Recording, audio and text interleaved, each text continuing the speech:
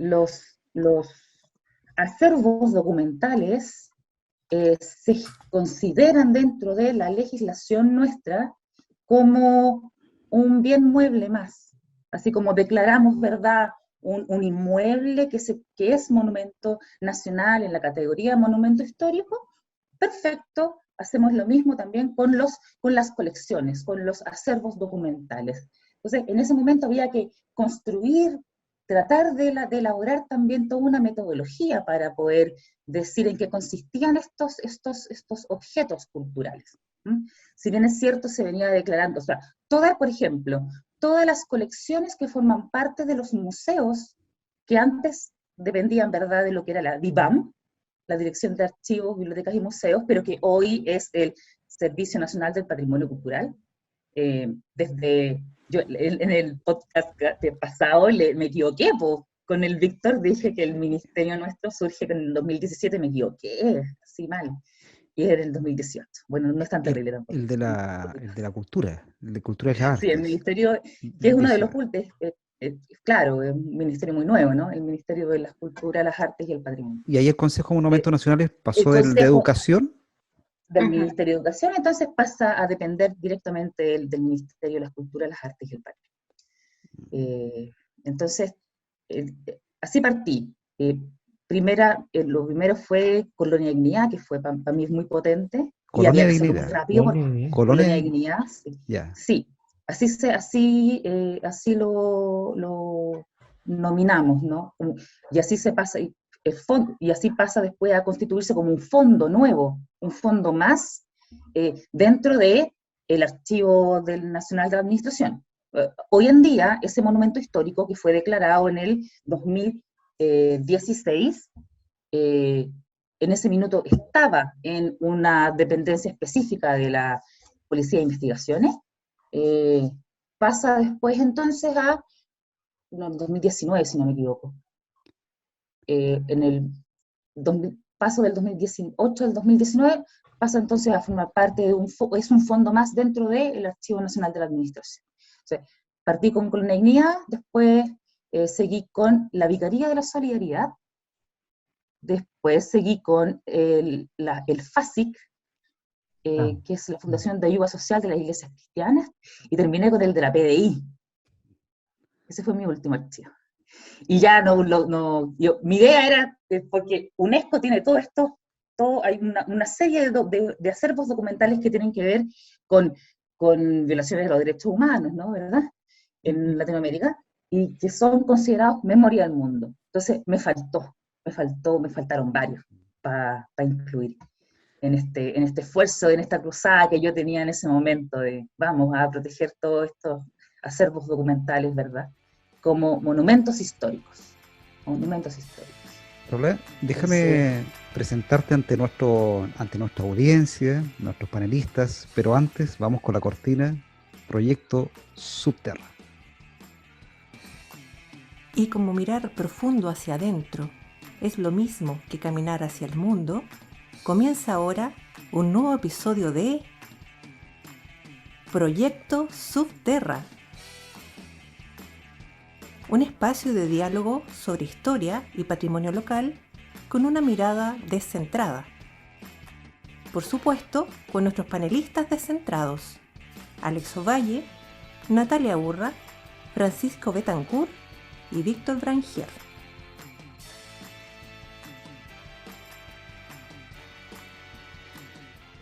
Bueno, Carolina Bravo está compartiendo con nosotros, nos está acompañando, cediéndonos, regalándonos unos minutos de su valioso tiempo. Ella es doctora en Historia por la Universidad de Chile y también profesional del Consejo de Monumentos Nacionales. Bueno, tenemos varias preguntas, aquí hemos ido pensando, acumulando, pero la primera es como la más obvia, me atrevo a lanzarla yo. ¿Qué hace una historiadora en el Consejo de Monumentos Nacionales de Chile? ¿qué ¿Cuál fue su intenta hacer? impacto? ¿Quién es, ¿Qué intenta hacer? quién es esta gente? Claro, claro. ¿Cómo fue tu impacto llegar ahí? Fue, eh, fue pasar rápidamente del shock, del primer impacto, así como en el rostro, de entender que, si bien es cierto, el gremio nuestro, de historiadores e historiadoras, es parte fundante y fundamental de esta institución cultural, porque está en los orígenes de la creación de ella, por ahí a mediados de la década de 1920, ha sido un quehacer, ¿no? Una profesión, un hacer que está muy supeditado a otras disciplinas que son consideradas en el ámbito cultural del país, estoy hablando de Chile específicamente. Estamos supeditados, pues, chiquillos, ¿qué quieren que les diga? Chiquilles, estamos supeditados, Sí. como historiadoras e historiadores. Y estamos supeditados a la voz de los arquitectos. Hoy aquí, ¿sabéis qué? Me estáis haciendo harto daño porque si esta cuestión me escuchan. Podemos editar. Después me van a tirar a Martínez, colega. De hecho, no, tenemos un gran censurador, que nuestro periodista dice. Oye, me dijiste lo mismo la otra vez, Víctor Branquier. Censor. Me dijiste lo mismo. Después me dijiste, no está bonito, lo vamos a dejar enterito. Ya, No vamos a censurar todo, no vamos a Villa San censurar. Luis, Se quede en la parte cuando dice los arquitectos. Ahí podemos Los cortar. Los arqueos. Ahí justo hacemos el corte, cosa de que... No, Oye, pero pero yo entiendo que te llevas muy bien con ellos, Me dio fantástico. porque un pajarito a mí me lo contó que trabaja contigo. Mira. Que te llevas muy bien con ellos y que te quieren mucho. Me encantan, porque yo, es que yo creo que lo más valioso de este trabajo es lograr dialogar en distintos niveles y matices con otras disciplinas con las que no estamos acostumbrados. Entonces, trabajar con arqueólogos, arqueólogas, trabajar con arquitectos, trabajar con geógrafos, trabajar con paleontólogos, trabajar con cartógrafos, ¿no? Profesores de distintas áreas, es muy enriquecedor, pues imagínense. O sea, es algo que no es muy dado en nuestros ámbitos. Yo quiero reconocerlo, yo soy una profesional, una historiadora que me defino como fuera, ¿no? En los márgenes de la academia, del academicismo. Yo opté por hacer un tránsito que me resulta muy atractivo, muy bonito hoy en día, pero que yo desconocía completamente cuando tomé la decisión de ingresar al Consejo de Monumentos Nacionales, porque no sabía a lo que iba, definitivamente. Entonces, yo venía directo de la facultad, ¿no? De Filosofía y Humanidades, que es mi segundo matrimonio, porque mi alma mater es la Católica de Valparaíso, mi primer matrimonio. Entonces, venía de ese ámbito académico y academicista, y hago este tránsito que hasta el día de hoy no me arrepiento. O sea, me parece que ha sido muy enriquecedor para mi carrera y yo espero que así sea, para la gente con la que he compartido durante voy a cumplir 6 años trabajando, ¿no? En el Consejo. Y quiero saber qué pajaritos, Natalia. ¿Qué pajaritos? Mi primo, Pablo Jaque Valdés. ¡Ay, no te puedo creer! ¿Trabaja contigo o trabajó? Porque ya no está acá. Arquitecto, sí. Claro. Oye, pero está en España, ¿no? El Pablo. Sí. Actualmente está haciendo, de hecho, algo en patrimonio y restauración. Pero, ¿sabes por qué te lo comentaba? Porque yo recuerdo muchas conversaciones con él cuando me decía la importancia de que los historiadores se metan en esta área. Me decía, porque hay muy pocos. Y muchas veces cuando nosotros necesitábamos restaurar, qué sé yo, o declarar algún monumento como patrimonio nacional, por ejemplo, él cuando me contaba que había hecho todas las restauraciones de unas antiguas casonas de la Quintrala en Mostazal, la falta que nos hicieron los historiadores o historiadoras, la falta de que llegara alguien con este conocimiento un poquito más preciso y más academicista y con un fundamento mucho más de peso, y no lo teníamos. Entonces, de ahí viene mi pregunta, después de estas conversaciones con él y saber que tú también lo conocías, ¿Qué te motivó a ti concretamente desde la historia, que podrías haber dicho yo me dedico netamente desde la academia a trabajar lo que es patrimonio, a desarrollar tu profesión o tu investigación concretamente en el área patrimonial? Como lo decía hace un momento, yo tenía total desconocimiento y no solamente de la existencia del Consejo de Monumentos Nacionales, antes de entrar. No sabía muy bien qué es lo que hacía la institución, pese a que en la institución trabajaba, ya no trabaja, pero trabajaba mi marido como geógrafo en el área de patrimonio natural. Él llegó a ser encargado de esa área. No tenía, no había hecho tanta conexión con ni desde lo teórico ni desde lo práctico, con el patrimonio, con los estudios patrimoniales, que tienen mucho de estudios culturales a su vez, ¿no?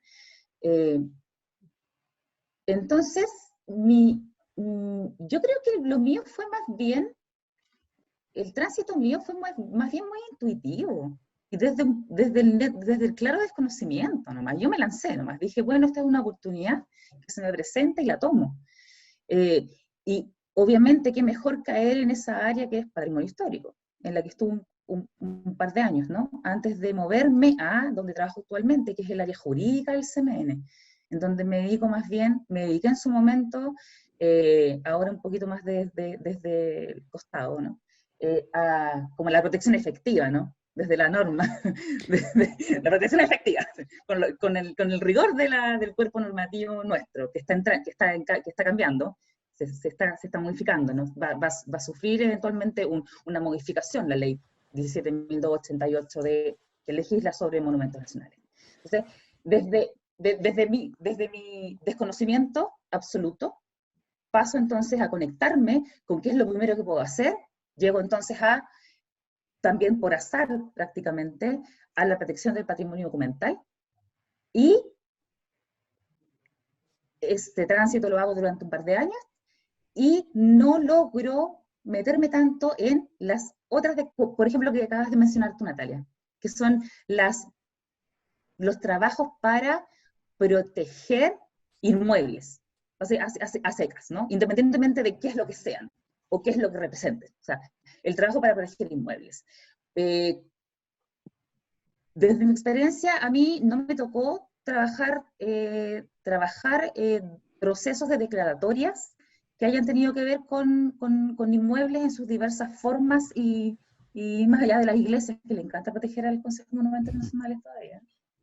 Y las grandes casonas, y a las grandes casonas, y los lindos palacetes que todavía, lo poquito que va quedando hablé mucho de eso en la conversación anterior, de los lindos palacetes de calle 18, ¿no? Que son lindos.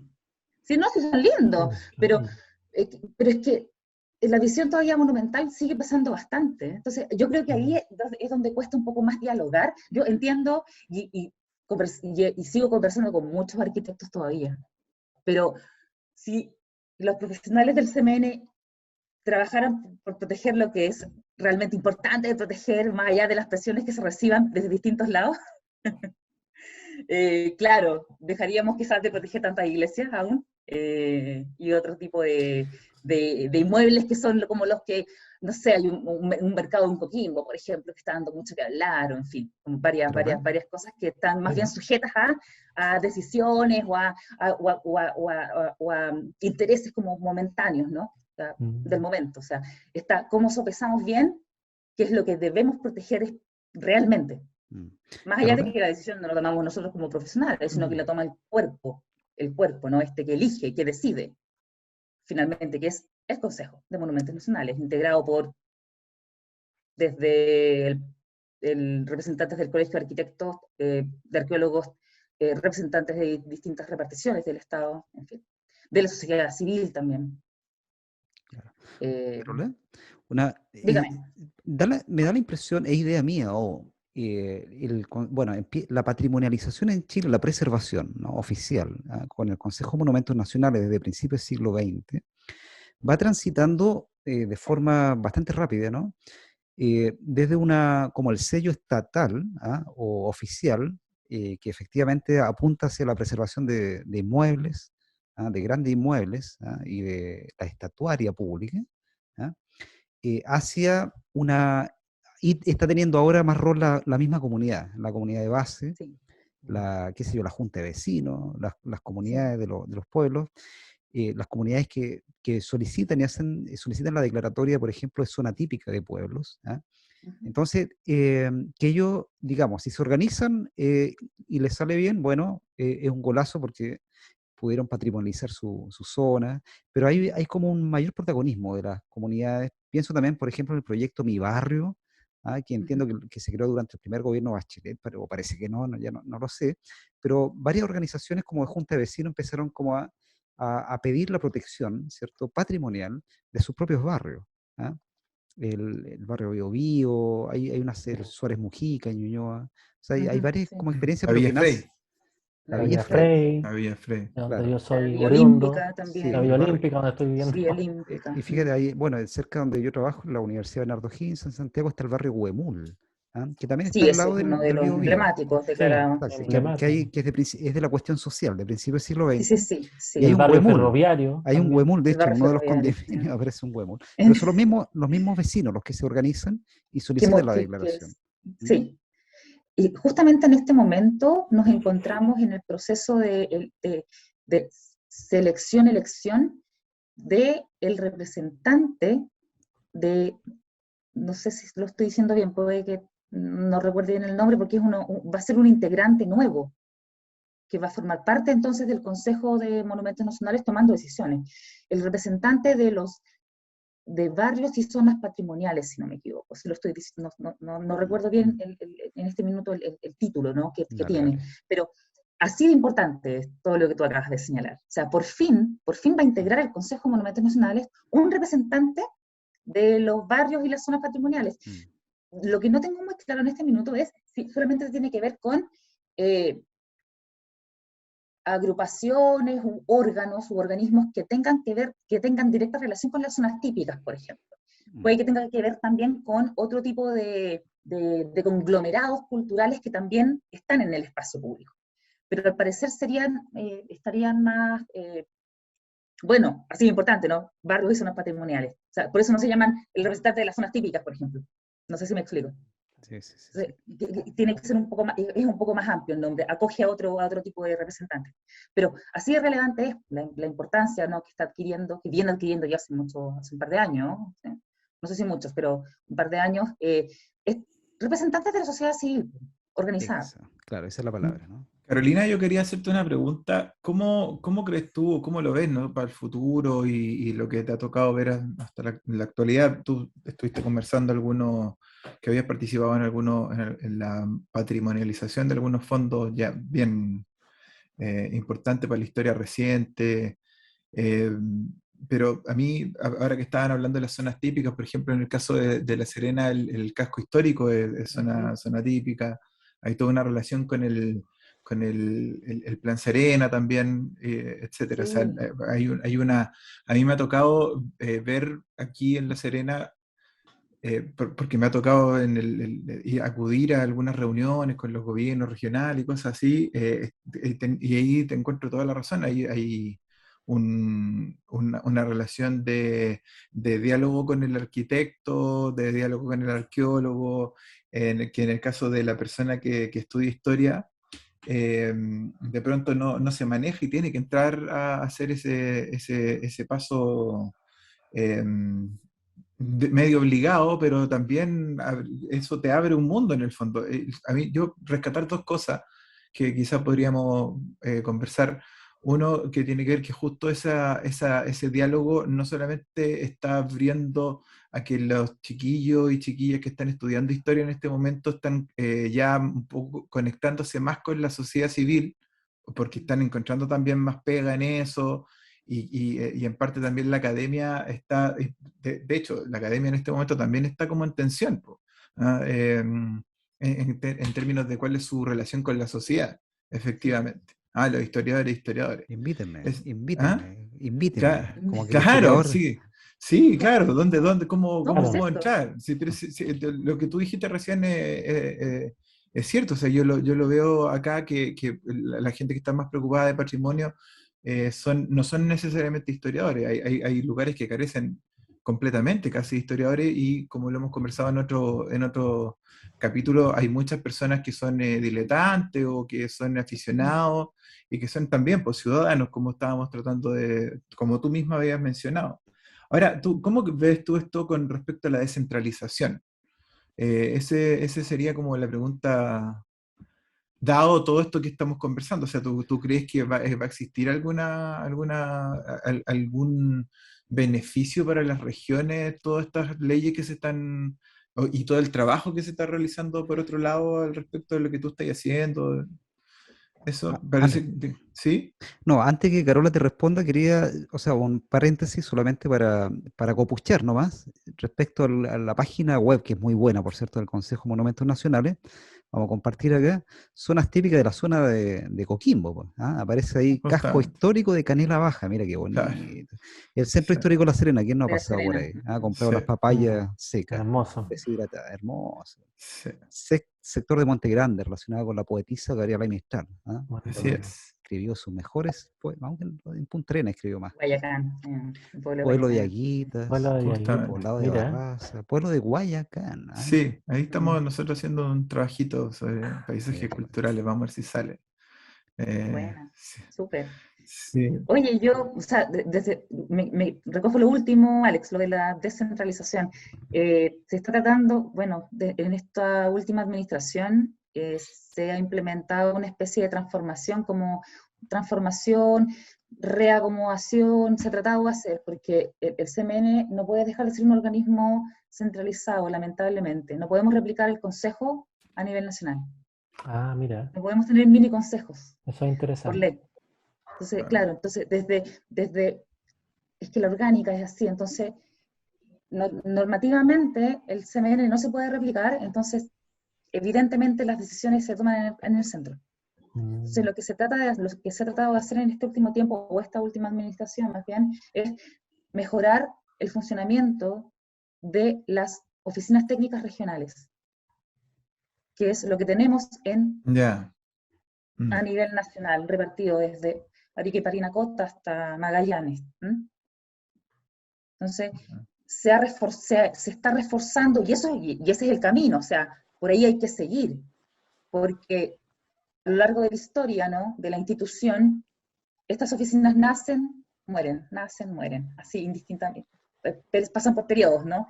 Se fortalecen, y eso es porque la rotación del personal, y bueno, obedece a una dinámica interna, ¿no?, que es en esencia precaria, o sea, el CMN es pequeño.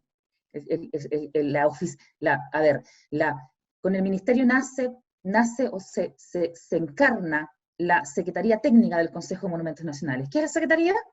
La Secretaría Técnica somos nosotros, los que hacen la pega, los profesionales, los arquitectos, los arqueólogos, los geógrafos, los poquitos historiadores que han existido a lo largo de los años, ¿no? Entonces, nacen, mueren, se fortalecen, a veces caen, a veces desaparecen, ¿no? En Antofagasta no existió una oficina técnica por un par de años. Entonces, primero, claro, hay que reforzar aquello, que va a ser un camino largo, o sea, cuesta, va a costar un poco, y claro, el CMN no se puede replicar. Entonces tenemos esos dos puntos de vista. O sea, CMN es uno, las decisiones se toman acá, pero, y esto es lo que debiera buscar, ¿no?, la reforma a la ley. O sea, ¿cómo reforzamos entonces técnicamente? O sea, recordemos que este es un organismo técnico, el análisis siempre de la patrimonialización es técnica, tiene ese viso, que es transdisciplinar además, técnico y transdisciplinar. O sea, eso es lo interesante, ¿no? Y tratamos de reforzar entonces regiones para que, si bien es cierto, las decisiones no se toman allá, en las regiones, los estudios sí sean locales. Entonces, y eso es lo que eso es lo que hay que primero fortalecer, es la visión local.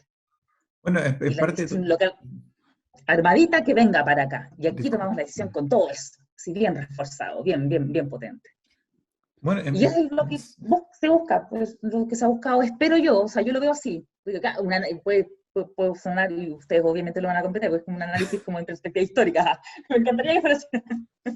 Tiene que ser así, para allá vamos. Tú no trabajáis en la inmediatez, yo no trabajo para mañana, hay pocas cosas que veo resultados rápidos, ¿no? Siempre, y lo que le digo yo, una cosa buena que sí he logrado en estos últimos años es que estoy trabajando con historiadores, traje 2 historiadores desde el 2019. Entonces, Se en el pusieron área a pelear. jurídica, Se pusieron a pelear. nos pusimos a pelear, no. Y hemos generado muchas discusiones. Entonces, logramos, porque el área jurídica del CMN es súper bonita, porque está formada por historiadores, abogados, abogadas, historiadores y un periodista. Entonces, y ahí trabajamos, en esa área, trabajamos la defensa efectiva, ¿no?, del patrimonio cultural del país,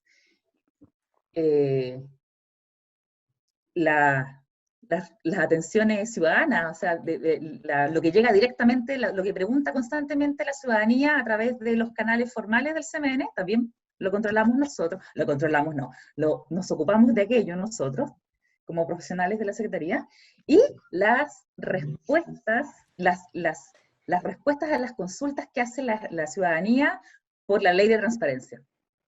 Y eso es algo muy importante, muy importante. Entonces, tenemos una visión ahí bien actual, ¿no? Oye, Carolina, a propósito justamente de lo último que No sé si te estaba respondí bien, Alex, pero señalando. podemos... Go. No, es que, o sea, bueno, es súper interesante lo que tú estabas contando porque precisamente estaba pensando que a veces, por lo que a uno le toca observar o escuchar, a uno a veces le da la impresión de que mucha gente,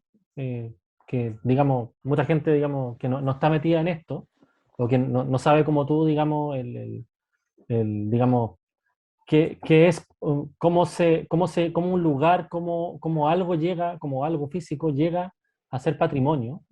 El concepto de patrimonio que uno tiene, que todos tenemos, como de colegio, digamos, es lo que tú mencionabas al inicio de esta conversación, en el fondo que, por ejemplo, estas grandes casonas, muy bonitas, qué sé yo, o las grandes iglesias de madera preciosas, qué sé yo, que hay, que claro, yo digo que está bien, ¿no? Pero y uno se encuentra a veces con lugares pequeños, por ejemplo, qué sé yo, un pueblito o una comuna rural de la Quinta Región Sur o de Colchagua, qué sé yo, donde uno ve que hay cierto valor histórico, valor cultural, valor como que a uno le provoca un significado, digamos, como para ser preservado, pero la propia gente del lugar dice, no, pero acá no tenemos nada, no tenemos grandes palacios, no tenemos grandes casonas, no tenemos un mercado, como no sé, como el mercado fluvial de Valdivia, no sé,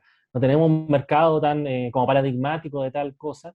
Entonces, ¿qué te pasa con eso? Con esa como, porque tú justamente recibes las consultas de las comunidades, digamos, de la gente. Entonces, como, ¿qué te pasa con eso como para hacer pedagogía, quizás?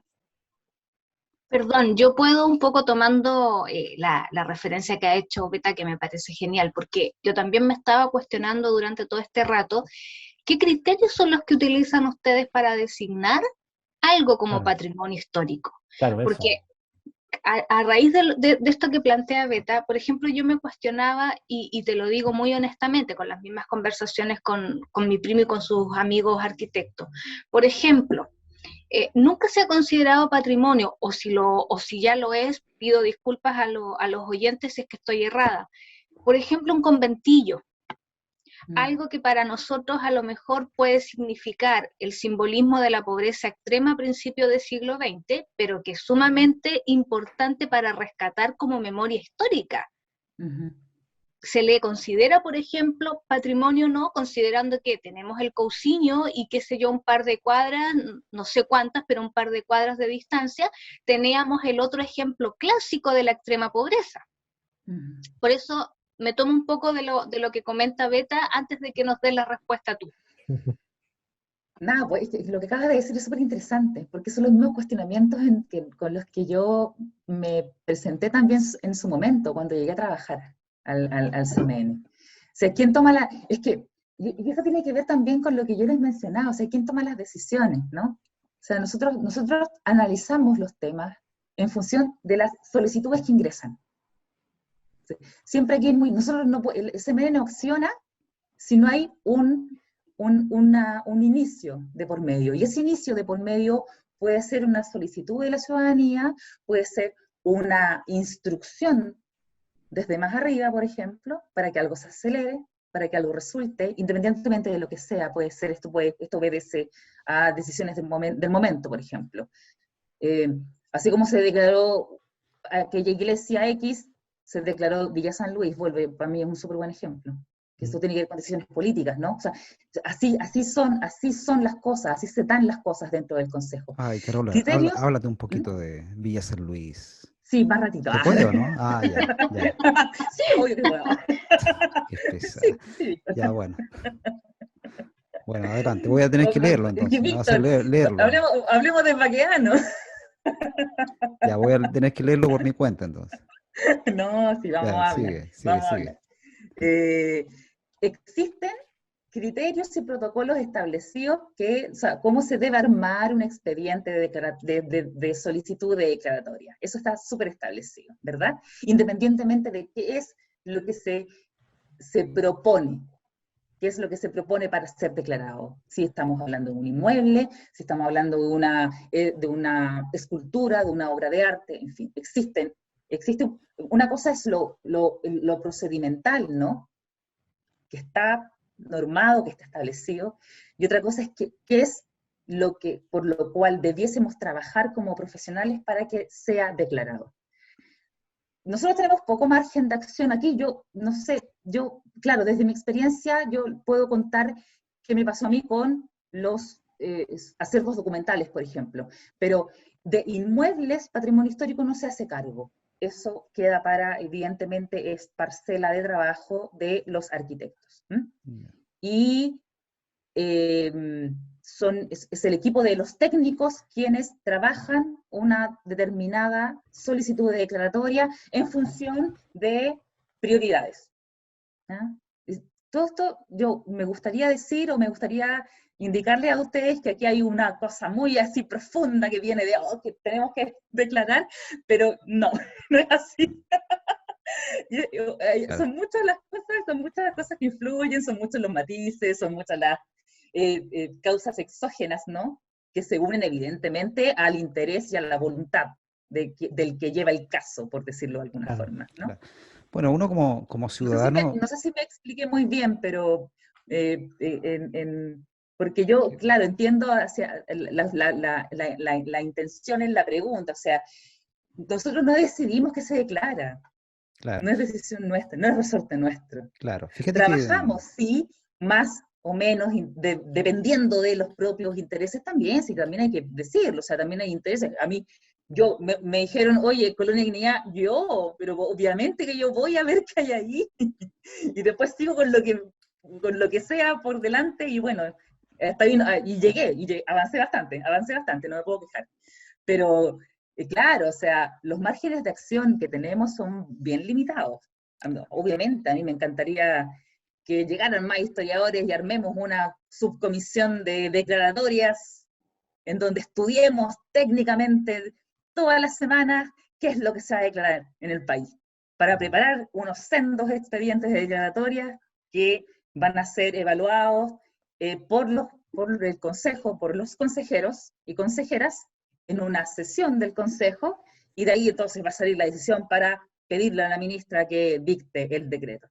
Eso no es tal, eso se está formando, eso ha pasado, esa maravillosa comisión de declaratorias integrada por un multiequipo de profesionales de todas las áreas, se armó hace poquito, se ha armado anteriormente en la historia de la institución, ahora agarra fuerza, entonces existe hoy en día, pero la cantidad de trabajo que existe en el CMN y las prioridades del CMN a veces no están tanto en qué es lo que tenemos que declarar, sino en qué es lo que se debe declarar y qué es lo que se debe proteger como monumento nacional en sus distintas categorías. y está más a veces más puesta esta intención o todo el trabajo y la energía en la gran cantidad de proyectos de inversión que deben ser evaluados por la Comisión de Patrimonio y Desarrollo Sustentable, por ejemplo. Oye, Caroline, bueno, y Dígame. me gustaría radicalizar un poco lo que pone sobre la mesa Natalia, que es la cuestión de a la hora de las decisiones. O sea, Las decisiones. eh, digamos, si tenemos, a ver, partamos por lo concreto. Voy a copuchar otra vez la página del Consejo de Monumentos. Los conventillos, Natalia, ¿ah? Aparecen ahí de inmediato tres, ¿no? Claro. Y todo en Santiago, por cierto, ¿eh? Eso ya también Sí, yo dice bastante estaba pensando que es barrio. importante que esté en Valparaíso, no está declarado, Pero no está imagínate, protegido. barrio Mata Sur, ¿ah? Barrio Huemul, es el que le decía que está cerca Sí, de la línea 2 del metro. Matasur no es de hace unos pocos años. Matasur es uno de los de las últimas zonas típicas casi Claro. declaradas. Y este sector delimitado por Avenida Biel, Mata, Rondizón, esto es muy cerca de la UBO. ¿Ah? De la U. Sí, Ujú. bueno, el Huemul también. Y el Huemul Huemul también. se compone de como unos condominios muy antiguos. Y hay un Huemul al medio. Es súper, súper bonito. Es de principio del siglo XX. Entonces, pareciera que ya, como la memoria popular, vamos a sacar ahí, la memoria popular sí se patrimonializa. Sí. Entonces, el Ujú. Consejo Monumento Nacional está en la misma línea de una memoria, de un proyecto democrático, que todas las memorias convergen. Esto ya lo hablamos en un podcast anterior, ¿ya? Sobre Ujú. Colón, ¿ya? Y el derribe de las estatuas de Colón. Pero la convergencia de memorias y el Estado tendría que ser un árbitro o un propiciador o un fomentador o en última instancia un árbitro entre la Ujú. pugna de las distintas memorias que hay. Ujú. Y con estos tres conventillos ya yo me quedaría medio tranquilo, pues Natalia, ¿no? Tranquilito. ¿Sí? Tengo ya claro, Claro, la estamos conciencia tranquila duerme feliz, ¿no? un par Pero, de décadas pero no sabemos cuántas solicitudes quedaron fuera o en el rechazadas, ¿no? tintero, Porque ese es el otro dato. exactamente. Y ahí al medio está el Consejo de Monumentos Nacionales recibiendo Así solicitudes es. declaratorias. Y, Millones, muchas, y muchas. bueno, claro, entonces tú dices, ya, estamos llenos de pega, llenos normativa, y parece que lo primero que tiene que primar es la cuestión técnica legal. O sea, ¿se ajusta o no esta Se solicitud ajusta, de vecinos se a fundamenta, a la se ley ajusta, se fundamenta. 17.288 del año 1970 y se ajusta a las definiciones una típica que otorga el Consejo de Monumentos Nacionales, ¿no? ¿Hay o no un instructivo técnico de intervención y preservación post? ¿Ah? O sea, toda esa cuestión. Parece que lo técnico ahí prima y la abrumadora cantidad de pega que tú dices, pero bueno, esto no te lo pregunto para que responda, ni mucho menos, no quiero que quedes desempleada, ni mucho menos, y yo tampoco quiero quedarlo, pero el Estado también tiene una inclinación política, ¿no? O sea, Por cierto, siempre todo y es la político, oficina del creo yo, Estado, ¿no? por Es difícil. cierto, tiene una ¿Qué inclinación. no es político? ¿Qué no es Mm. político? Bueno, esto Digámoslo. está como abierto para el resto subterráneo también, pero es complejo la ¿Qué cuestión de la cosa política. que nos van a despedir? ¿O Ah, qué? sí. No, eso dalo por sentado, eso dalo por sentado. Algún día nos van a despedir, ya sea. Sí, Hay desvincularse. un, Todo bueno, tiene un siempre, final. todo tiene final. Hay todo un tema, yo escuchándote hablar, Carolina, me acuerdo mucho de mí, ¿no? En términos de que cuando uno empieza a trabajar en una rama, instancia, no sé. eh, Se me fue la palabra, ¿no? Pero parte de un servicio del Estado, ¿no? Que forma parte del Estado, uno ya empieza a agarrar la jerga, ¿no? De empleado público, ¿no? Mm. Y eso se vincula un poco con la pregunta que decía Víctor, finalmente, y mirándolo un poco en perspectiva histórica, eh, el Estado Nacional creó sus monumentos y los sigue creando, Sí. se ha democratizado porque la sociedad civil o la sociedad en general está siendo más democrática y todo eso. O sea, a mí me parece súper valioso todo esto que estamos conversando porque en general las personas, como dijo el Beta recién, hay una, no sé si es mal comprensión, yo creo que es más desinformación que nada, en términos, y como decías tú Sí. recién, hay que llevar este discurso que nace en el centro, como ha sido estructuralmente la historia en Chile, ojo, hay que llevarlo y en parte yo creo que este podcast está cumpliendo su misión al llevar este tipo de temas a que sean escuchados y que la gente sepa en el fondo.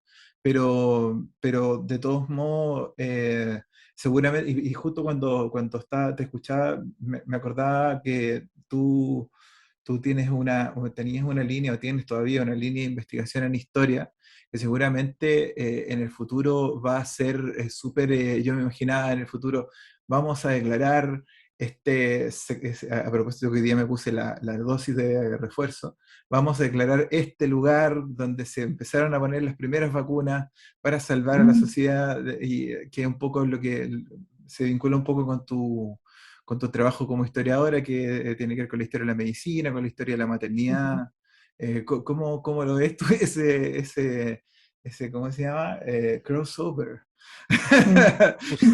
Cruce. De cruce. El cruce. Ya, el cruce. Ahí va a estar el patrimonio en el futuro, quizá.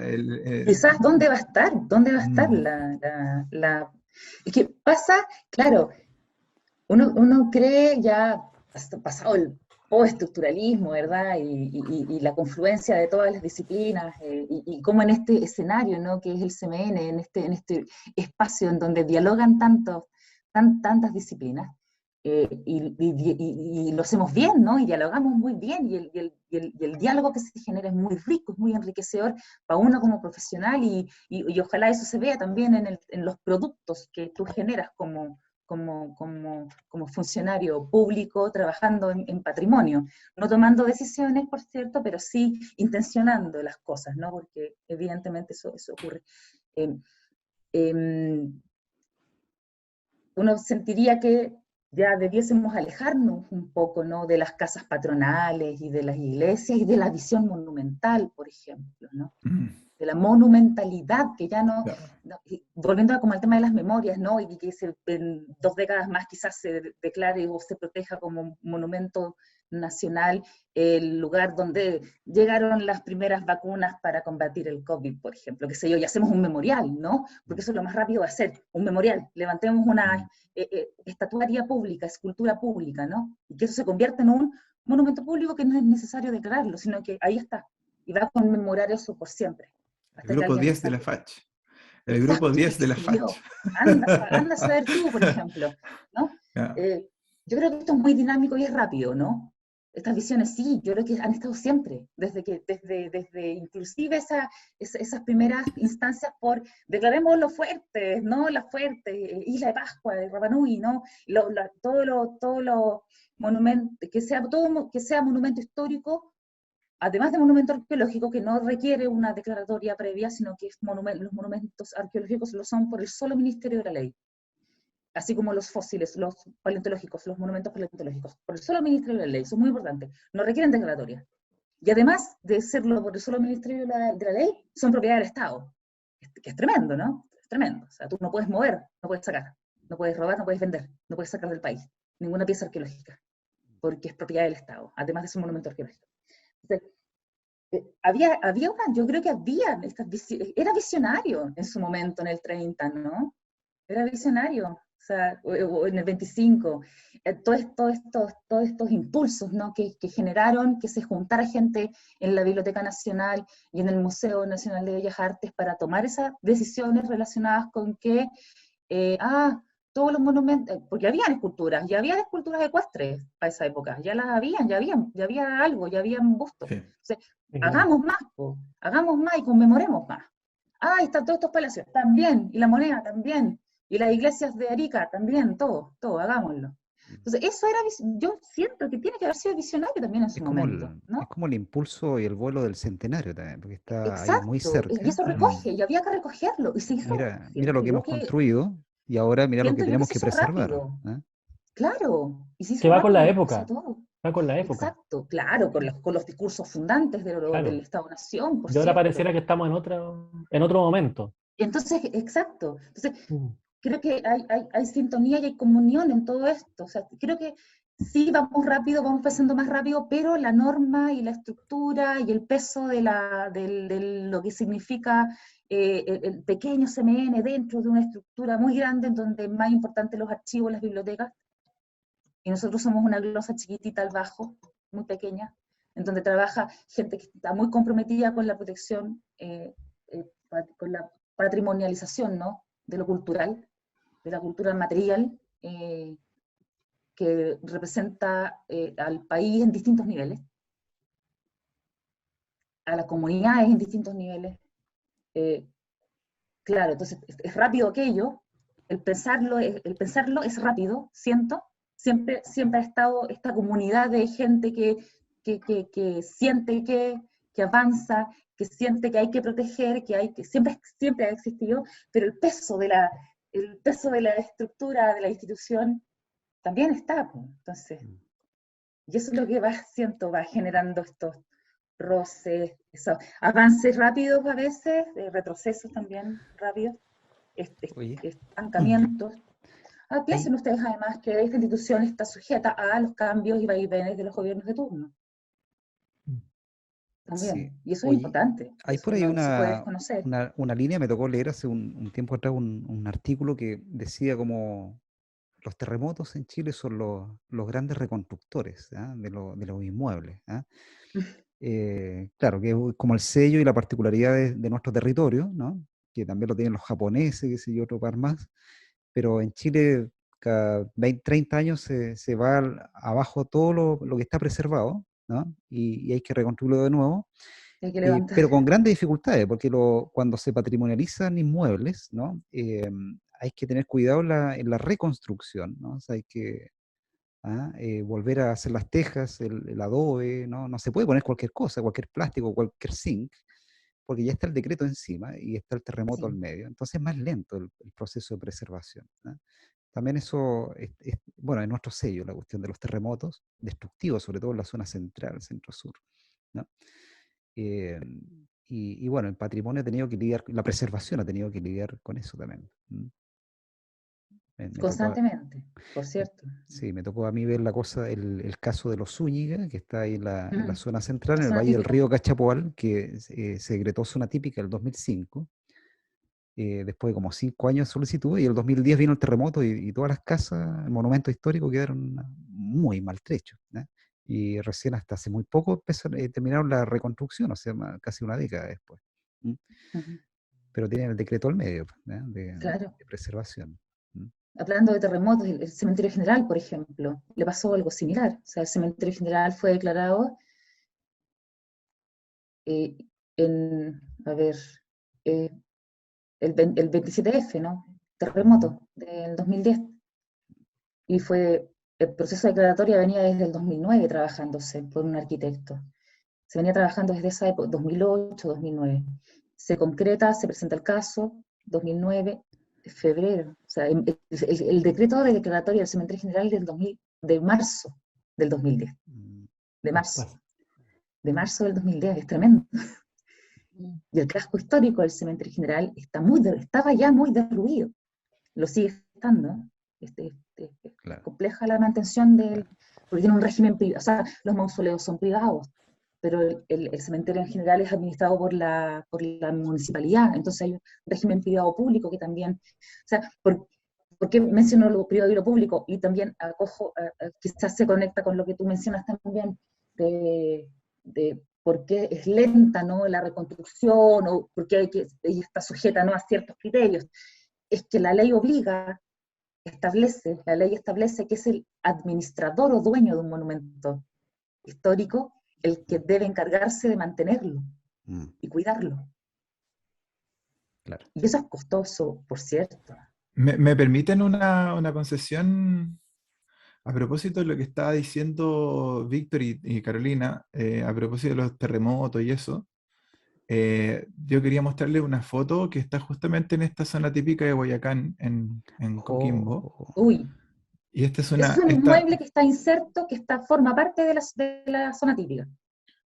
una foto tomada por su seguro servidor. sí. Está en ese momento. Uno cuando mira las fotos de esta misma casa en el 2008, 8 está completa, digamos. Y acuérdense Perfecto. que hubo un terremoto en el año 2015, Así es. y es aquí en la región, ¿no? Y miren, les voy a leer lo que dice la plaquita aquí, ¿no? Una Conocida blanca. popularmente como la Casa de Panchito. Esta casona es una de las pocas edificadas en doble piso en la época de la fundición del cobre de Guayacán. En ella vivió Robert Edward Allison, ingeniero hidráulico de nacionalidad inglesa, que fue contratado por don José Tomás Urmeneta, socio fundador de la comercial Urmeneta y Errázuriz, para trabajar en las faenas en Guayacán. ¿Ah? Eso dice en la plaquita aquí, ¿ah? Ven Que tienes y buena incluso vista. ¿ah? Tienes buena vista. No. Sí, claro, no, lo estoy viendo Ahí aquí lo en está el viendo. teléfono, Víctor. Y lo interesante es que yo estaba revisando, porque nosotros estamos haciendo un levantamiento de imágenes del De los paisaje inmuebles. que hay en Guayacán, Ujú. y Gonzalo y Omar estaban, ¿no? Hace unos 20 Ya. años, así Y, que eso también es parte del y está muy patrimonio. También cerca esta parte, de esto forma casa. parte. Está muy Mira, cerca de casa. fíjate que esta casa, la casa de Panchito, está inserto dentro de un barrio. Aquí, mira, a la vuelta Ya, ahí, claro. detrás del disco Pare, hay una casa y hay, más, y hay un almacén, ¿ah? Donde venden Es un barrio. abarrotes. El barrio de Sí. Guayacán es un barrio, de hecho. Guayacán es un barrio que Ujú. es un barrio industrial. Fue en su momento un barrio industrial. Y hay una iglesia también por ahí a propósito de lo que se estaba hablando, que está hecha como diseñada, entre comillas, ¿no? Por Eiffel, entre otras cosas. Pero a propósito de lo que estaban diciendo ustedes de los terremotos, así es, esta casa se supone que está protegida, ¿o no, Carolina? Si está Claro. dentro de los límites de la zona típica, lo está. Sí, claro, y ya Del está polígono. con... Del Claro. Si polígono. está dentro del polígono de protección, sí, lo está. Y para Por eso me poder... preguntaba si forma parte de Sí, la... sí, sí, claro, Ya, sí. lo está. Y la pregunta es, ¿qué se hace para poder reconstruirla o para poder arreglarla, remozarla, ayornarla? Eh, ¿O no se puede ya?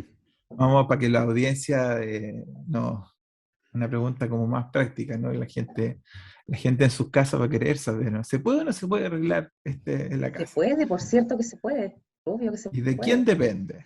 Siempre hay que, pero se puede y hay que pedir autorización al Consejo de Monumentos Nacionales. Y para ello hay que presentar un proyecto. Y aquí mis colegas arquitectos que obviamente no están conmigo en este minuto, pero pueden responder mucho mejor que yo aquello. No es que, a ver, se declare para que todo se mantenga así como inamovible en el tiempo, ¿no? Por supuesto que no. Claro. Existe lo que hay que hacer es, y por eso la norma establece que se intervienen los monumentos, obviamente. ¿Para qué? Para mantenerlos, se intervienen para hacerles mantenciones, ¿no? Estoy hablando que puede ser muy burdo de repente lo que estoy diciendo desde el punto de vista conceptual y técnico, obviamente, pero es imposible que algo perdure 100 años. La Igual. moneda, cuando fue bombardeada, se restauró inmediatamente, con autorización del Consejo de Monumentos Nacionales. Rápidamente, rápidamente. Así es. Entonces, se pueden intervenir. Lo que pasa es que debe hacerse aquella intervención siguiendo estándares específicos, que son estudiados si estamos hablando de un inmueble, por la Comisión de Arquitectura y Patrimonio Urbano. Y ellos son los que establecen, o sea, los consejeros, cuando los arquitectos y arquitectas presentan estos proyectos, por ejemplo, el de aquella casa, son quienes deciden, los consejeros, cómo se va a llevar a cabo ese proyecto de restauración en función de lo que se ha presentado como ya no se presenta el anteproyecto, como el proyecto de intervención, ¿no? O sea, se puede hacer, lo que pasa es que hay que pedir autorización al consejo, cumpliendo ciertas, y eso a veces tarda, y eso es lo que a veces demora, ¿no? Yo desconozco si hay algún proyecto ingresado o si se ha ingresado algún proyecto de intervención por esa zona típica que mencionas, de la cual nos acaba de mostrar una imagen, el Alex. Sí. no lo sé. Oye, bueno, Y así deben haber muchas Sí, claro, muchos lleno. muebles Mucho. repartidos así a nivel nacional. Deben haber oye, justo muchos. empezaron a tocar el tema de la preservación, pero el reloj aquí nos está respirando en la nuca. Vamos a la hora, chiquillos. Vamos a No empezar te puedo creer, a Oh. despedirnos. Sí, no lamentablemente te aquí puedo creer. estamos ¿Qué a unos hacemos? minutos. ¿Y sabes lo Sé peor? que me pasó de Sí. nuevo que siento que no hemos Uno está empezando. profundizado. Está empezando y ya se corta. Estamos, Pero Estamos ¿sabes recién en la qué? introducción. vamos saltando, ¿no? Vamos Nuestro saltando de un socio, tema a otro. nuestro socio El estratega diálogo de, ha sido nos- rico. claro, nuestro socio estratega de comunicaciones dijo, si se pasan de los ¿Qué 60 dices? minutos no lo va a ver nadie. ¿Ah? Son aburridos, ¿no? Claro, porque se ven ahí los 60 minutos y ya no lo ve Dice, nadie. Yo me así pregunto como, No te si... puedo creer. Así es la Sí, capacidad de concentración de los chicos y pero chicas. No puede de la ser. gente claro, en que... general. Oye, General. Carola, un montón de gracias. Nosotros como Subterra te agradecemos porque gratuitamente has aceptado esta invitación. Nosotros en realidad somos súper legos en relación a, sobre todo a la técnica declaratoria de patrimonio, del Consejo de Monumentos Nacionales, y tú has compartido desde adentro, de la cocinilla interna del CMN, para Subterra y para el mundo. ¿Ah? Así que, no, súper. Muchas gracias. No, decirles que yo creo que lo más importante es establecer que uno siempre sigue estudiando y aprendiendo. O sea, aquí el conocimiento, y es lo que le digo yo a mis historiadores que trabajan conmigo, a mis colegas, que el conocimiento siempre se construye entre todos. Y así lo hacemos y espero que así se haga siempre, ¿no?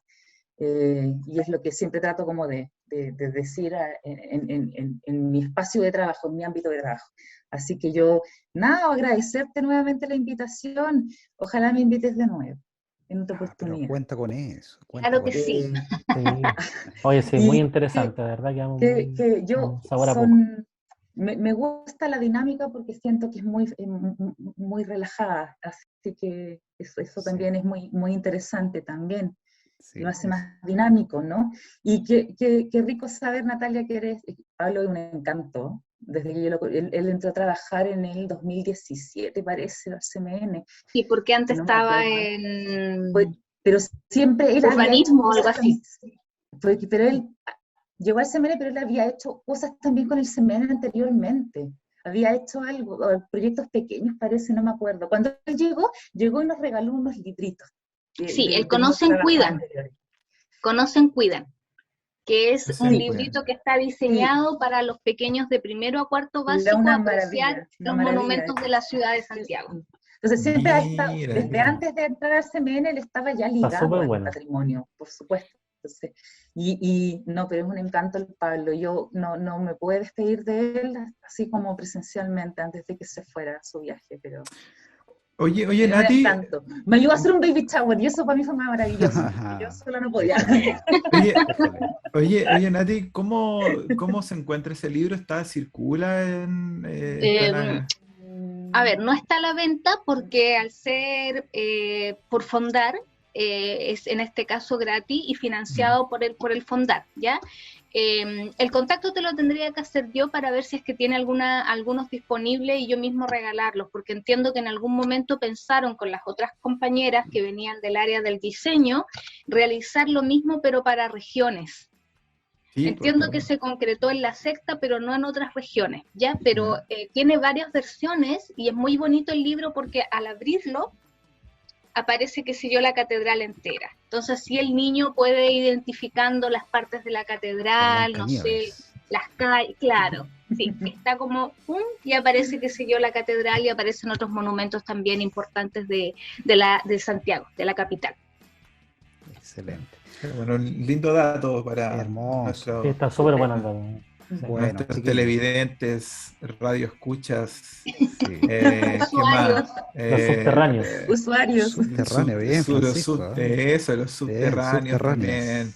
Que los subterráneos que nos siguen todas las semanas. Eso. Aquí. Oye, bueno, le damos las gracias a Carola. Nosotros, chiquillos subterros, nos vemos en el próximo episodio. Y no olviden que estamos en evox.com, la comunidad hispanohablante de podcast más grande del planeta.